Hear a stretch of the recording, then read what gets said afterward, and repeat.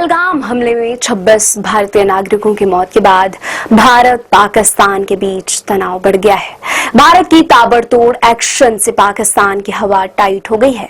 पाक अफसरों की नींद हराम हो गई है। भारत के एक्शन से पाकिस्तान खौफ में है। पाकिस्तान के रक्षा मंत्री तक ने ऐलान कर दिया है कि भारत कभी भी पाकिस्तान पर हमला कर सकता है। बौखलाहट में पाकिस्तान के उप प्रधानमंत्री और विदेश मंत्री इशहाक डार जैसे नेता भारत को परमाणु बम की धमकी दे रहे हैं। बता दें कि भारत और पाकिस्तान दोनों की डिफेंस ताकत अलग अलग है। हालांकि भारत कई मामलों में पाकिस्तान से आगे है।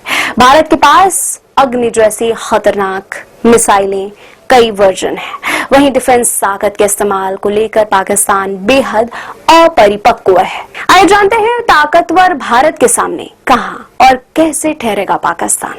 बता दें कि पाकिस्तान 1998 में ही परमाणु शक्ति संपन्न देश बन चुका है।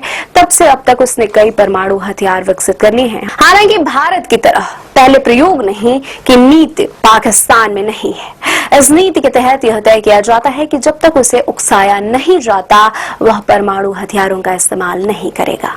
बता दें कि भारत न सिर्फ परमाणु हथियारों की संख्या के मामले में पाकिस्तान से आगे और ताकतवर है, बल्कि मारक क्षमता के मामले में भी उससे 3 गुना ज्यादा हैसियत और ताकत रखता है।